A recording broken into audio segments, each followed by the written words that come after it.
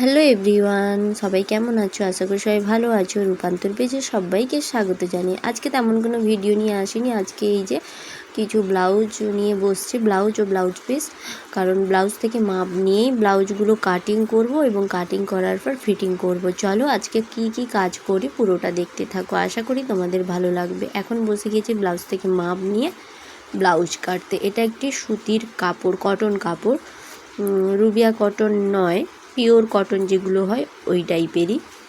এখন আমি ড্রয়িং করে নিচ্ছি, ড্রয়িং করে কাটিং করে সেলাইতে বসবো। জিনিসগুলো বানানোর পর সত্যি নিজেরই ভালো লাগে যে এত কষ্ট করে এতক্ষণ ধরে কাটিং করলাম, সেলাই করলাম, মনে হয় না সময় দিয়ে একটা কিছু বানাতে পারলাম।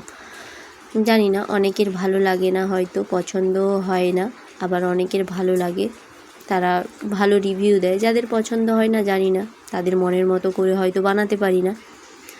তো চলো পুরো ভিডিওটা দেখতে থাকো কি কি করি। Tata, bye bye. ব্লাউজগুলো কেমন হয়েছে অবশ্যই কমেন্ট করে জানাবে। যদি তোমরা কাটিংয়ের প্রপার ভিডিও দেখতে চাও এবং সেলাইয়ের প্রপার ভিডিও দেখতে চাও তাহলে কমেন্টে অবশ্যই জানিও, তাহলে আমি চেষ্টা করব তোমাদের প্রপারভাবে কাটিং ও সেলাইয়ের ভিডিও দিতে।